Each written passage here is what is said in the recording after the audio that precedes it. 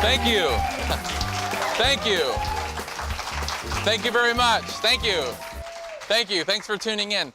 You know, living in an ever-changing economy with so much uncertainty, many people find themselves asking the question, should I start my own business? I personally believe that not everybody's supposed to be a business owner or entrepreneur. Some people just are supposed to have a job. Tonight on our show, we're going to be weighing the pros and the cons, and we're going to be finding out what's necessary if you are considering opening your own business. We have entrepreneur, best-selling author, and speaker Tim Knox is on the show. Fun guy.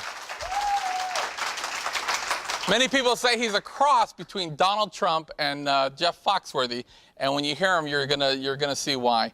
We also have Amy Norris, real estate guru. She's gonna be stopping by and telling us what's happening in the real estate market.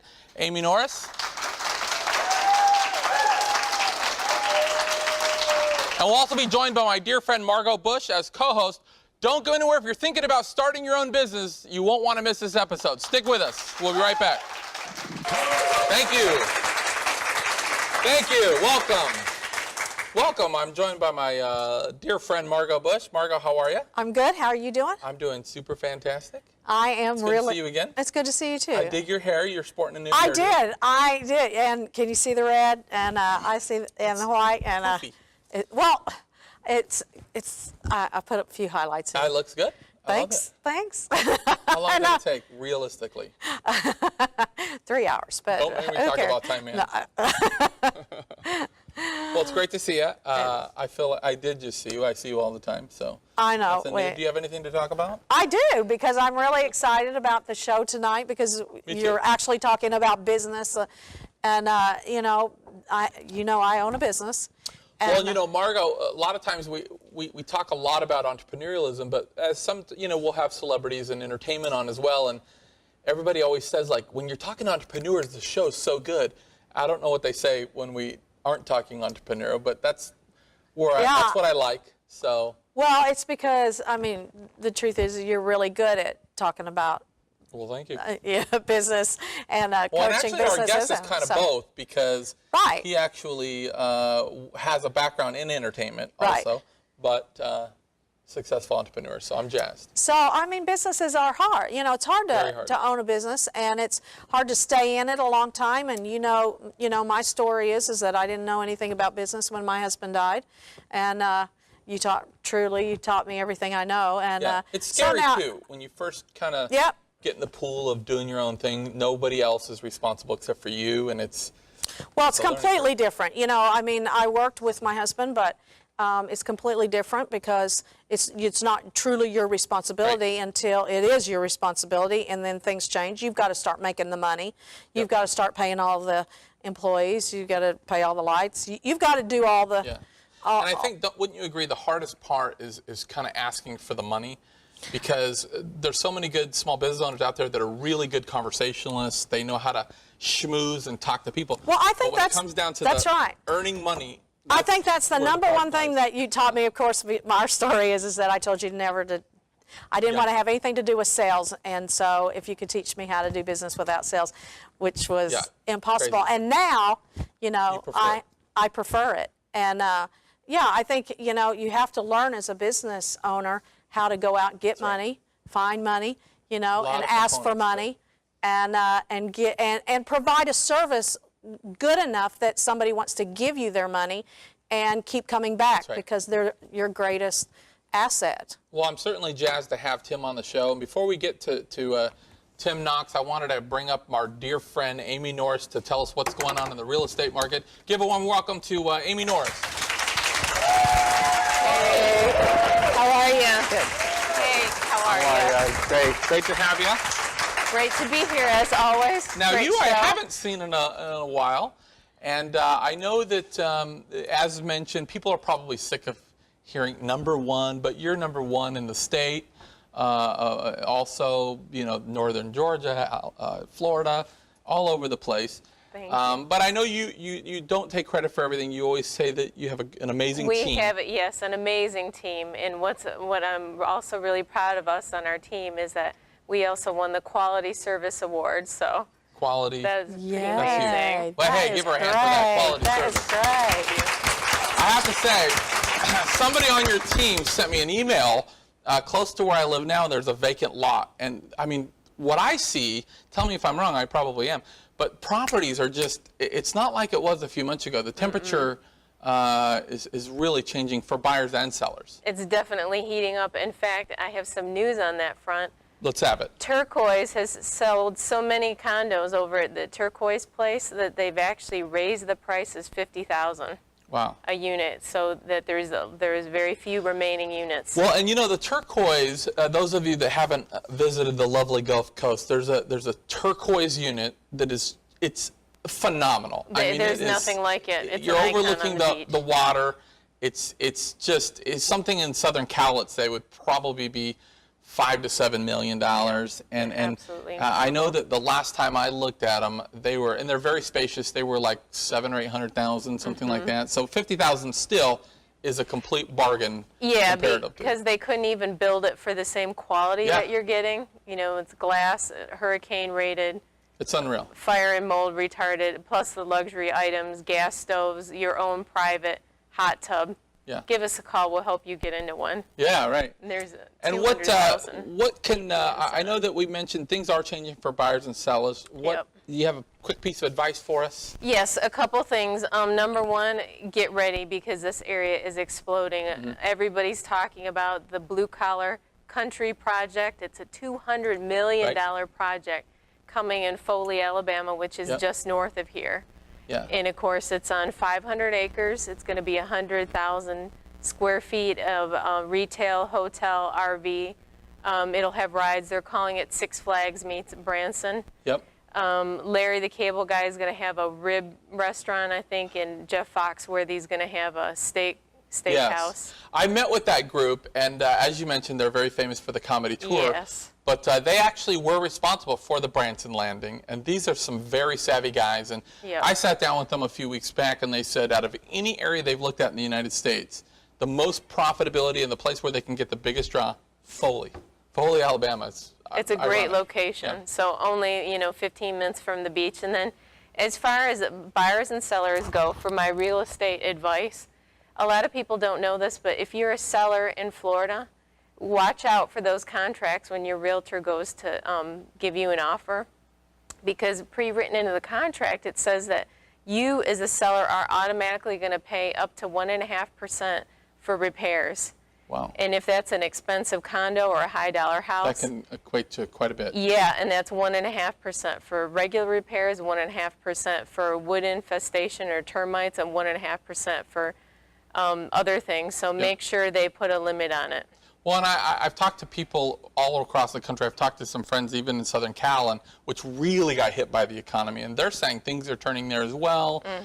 So really, all across the U.S., it's starting to heating go. up. So you got to get Don't ready. wait. But if you've never visited the Gulf Coast, it's the best Now's beaches. the You time. have to come. And if people want more information, you can go to amysellsthebeach.com. Amy, thank you so much for stopping by, and we'll be right back with Tim Knox. Don't go anywhere. Thank you. Thank you very much. Thank you. Thank you. Ladies and gentlemen, please help me welcome entrepreneur and best-selling author Tim Knox. Hey, how are you? Good, thanks. Hello, How are you, my friend? Good, good. How are you? Hey, I'm doing great. I'm glad to have you on now. I will have to say, this episode is a testament to the power of LinkedIn. It really is, yeah. Because this and then my episode next week, both are from people that I've been fortunate enough to meet on LinkedIn. It's such a powerful... The internet's a beautiful thing. By the way, I wore my TV boots. Oh, now you still have the And I price still tag on have it, the my socks friend. here, yeah. There you go. I actually bought these on the way down. Did you get a shot of that? Oh, my goodness. I support local businesses wherever I go. Oh, gosh, we are going to get along, Tim. Now, first of all, I know that you've been an entrepreneur for many years. You're a best-selling author. In fact, I know that when your book came out, within an hour, it was bestseller on Amazon. It did, yeah. And you've been very blessed. And but before we get into that, tell us a little bit about your background and how you got started as an entrepreneur. Sure. My background is the proverbial rags to riches story. Came from a very poor family in Alabama. Alabama people? Connecticut. No, No, okay. not this crowd. But very, very poor family, and so we were always very resourceful.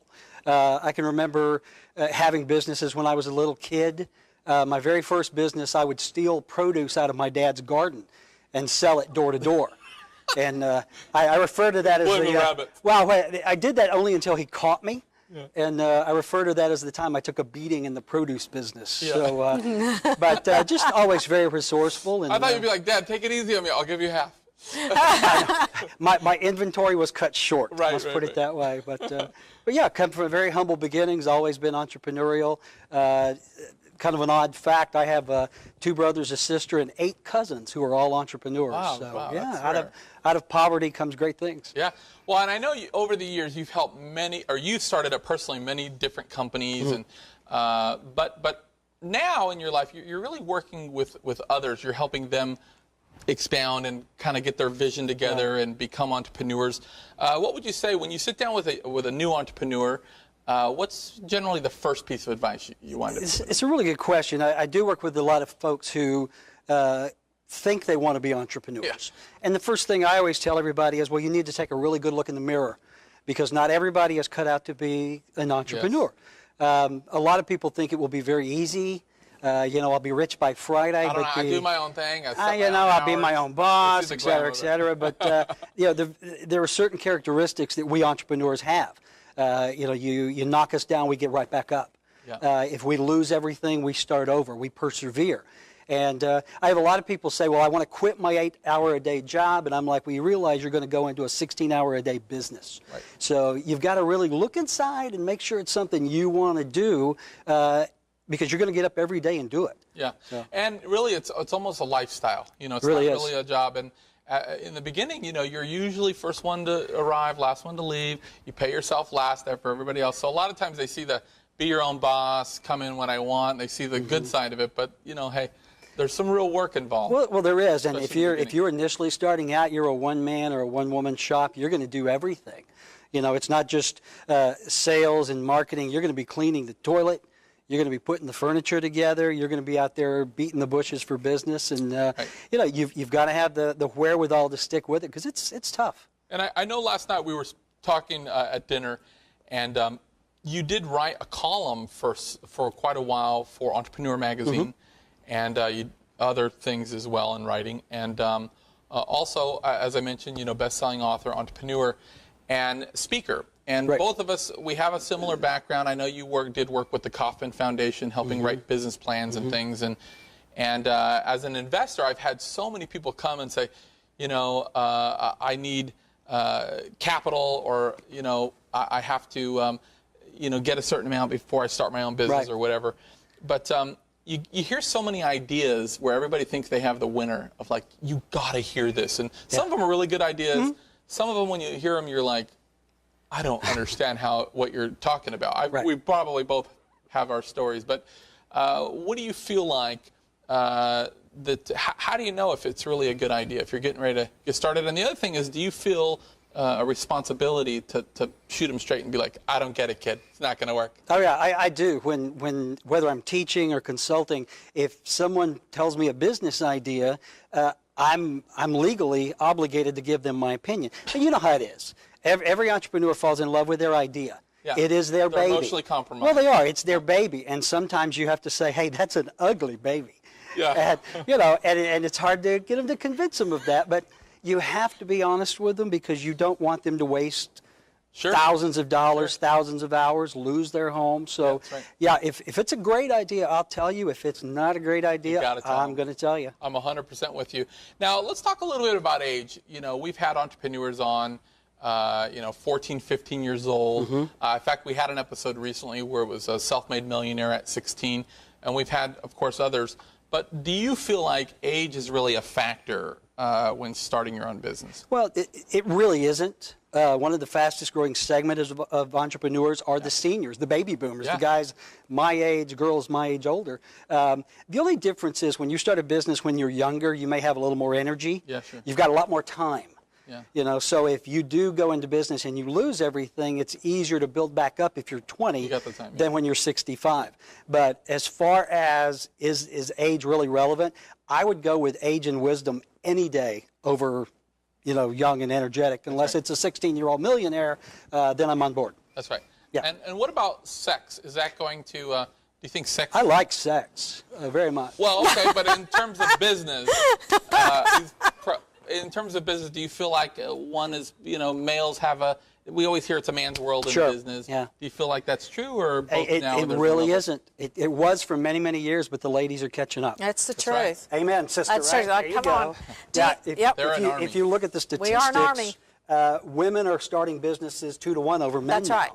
And I find it very interesting, though, but women take a very different slant. Women are more emotional. That's right. And more nurturing in business. And I think that's one reason why they are succeeding, especially in these times, over us guys who just barrel through. That's right. So and passion is such a big part of huge. getting Yep. in, and You've got to be have passionate. that. So They do. We're going to take a short break, but when we come back, I want to talk a little bit about capital. There's so many people that feel like, you know, the reason I haven't leapt and gotten the pool is because I don't have the money. So I want to see how you get around that, or if you have any tips for raising money. More with Tim Knox in a minute. Don't go anywhere. We'll be right back. Thank you very much. Welcome. I'm here with Tim Knox. We've been discussing starting up your own business. And I agree with what you were saying is it used to be, you know, they would say it's a man's world. And I think definitely there's an even playing field now. And maybe in some industries, maybe females have an advantage. Because I think that, you know, I never tell anybody to go into business unless they're, you know, 200% passionate about the idea. Yep. A lot of times women play more on the emotion, and that serves to their advantage. In terms of experience, though, you had mentioned that you would rather take still the experience. I would. You know, if you're going to think about starting a business, you should have experience in that business. Yeah. Whether it's working for someone else as an employee or being a partner.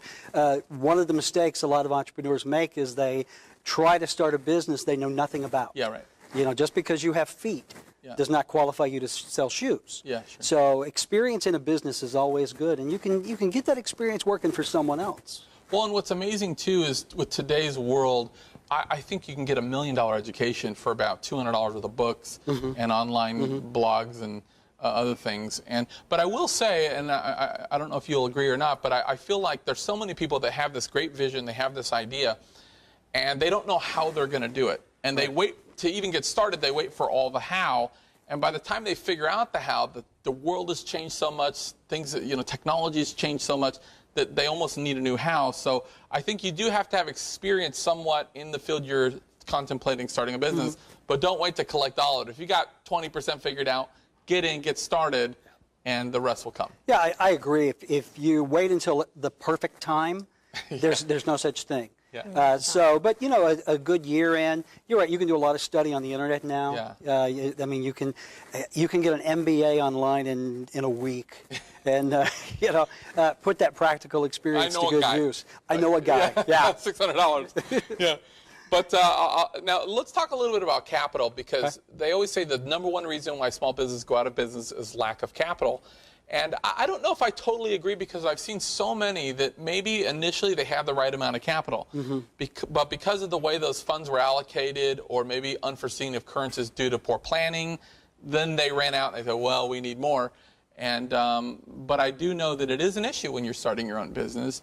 What's your opinion? Yeah, I agree. It's always where's the money going to come from? Yeah. And if you decide, okay, I'm going to need $1 million, you're really going to need $3 or $4 million. Right. You know, when you are looking at what it's going to cost you to start up your business, entrepreneurs have these rose-colored glasses, and they always overestimate the amount of money they're going to make, and they underestimate the amount of money they need. That's right. And you're dead on. The #1 reason I think businesses go out of business is a lack of planning and a lack of funding management, if you will. That's right.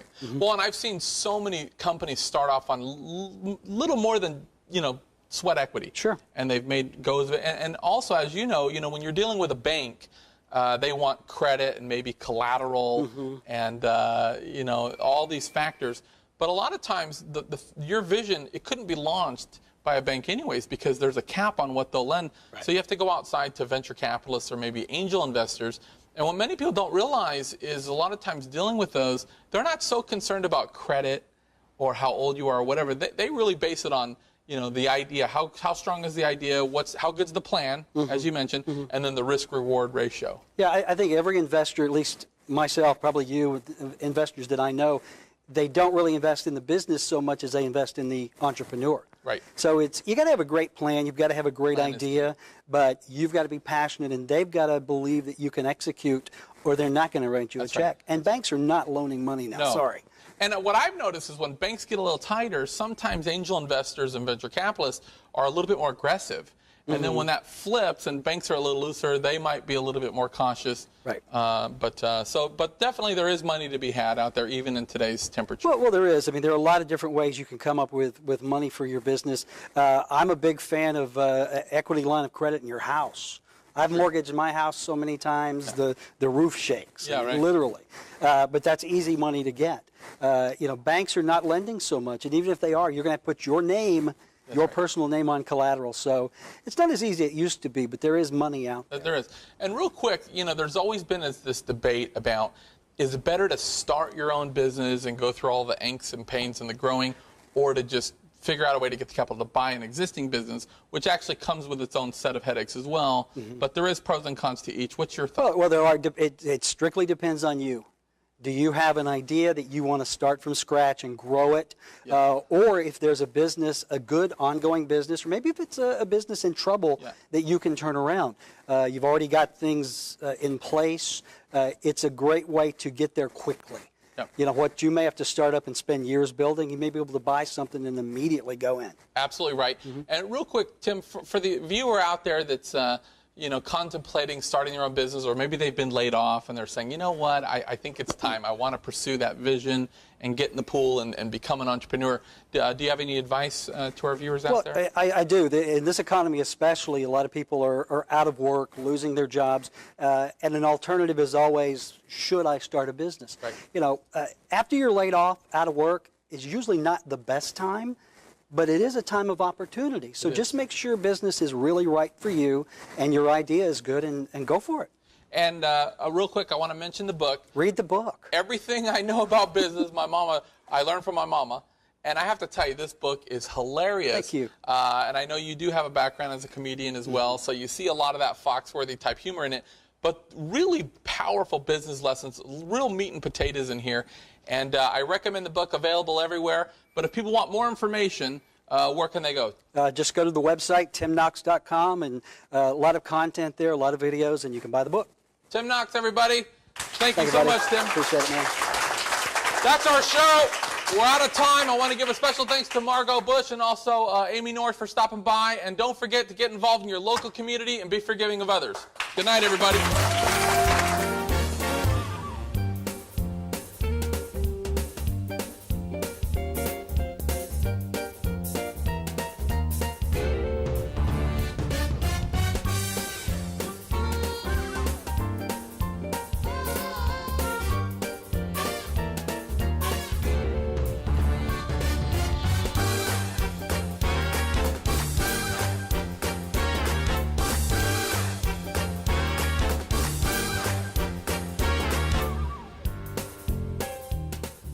Hi, I'm Dan Vega, and thank you for watching our channel.